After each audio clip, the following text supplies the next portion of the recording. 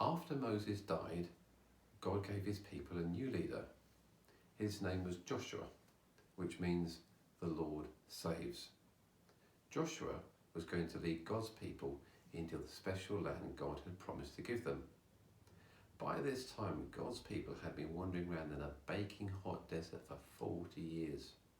So you can imagine how sick they were of sand and anything yellow and tense, walking, being hot, and how happy they were to reach the edge of the desert and see their beautiful new home right there in front of them, cool, green and lovely. But there was only one problem: Jericho. Jericho was a city, but it wasn't just any old city.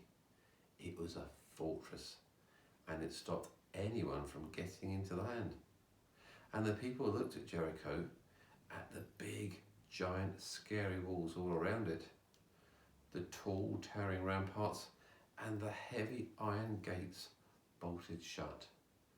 And then they looked at each other. It's Jericho here.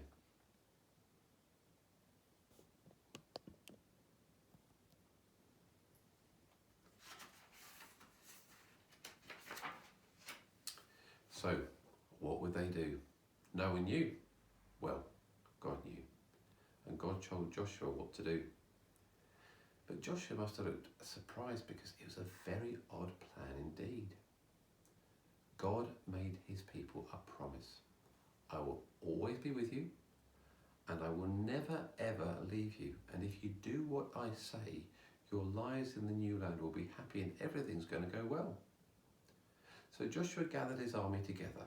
They had their swords and spears and shields. They were ready to fight.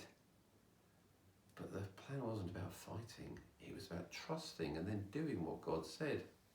Joshua's army went marching around the city day after day. Ha ha, they're too scared to fight, the people in Jericho said. But they were wrong. God's people weren't scared. They were waiting for God to tell them what to do next. On the seventh day, God told his people to march around the city not once, but 7 times. And then God told everyone to make as much noise as they possibly could. Has anyone ever told you to make as much noise as you possibly can? Well, imagine that noise, and then loads more people doing it all together. Almost an ear-splitting sound.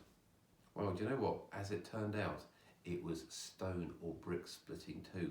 Because you know those huge strong walls of Jericho, they just crumbled to the ground as if they were made of sand. And Jericho vanished into a great cloud of dust. And so it was that God's people entered their new home. And they didn't have to fight to get in at all. They only had to walk in. Joshua said, God has brought you safely here. Now, will you do what he says?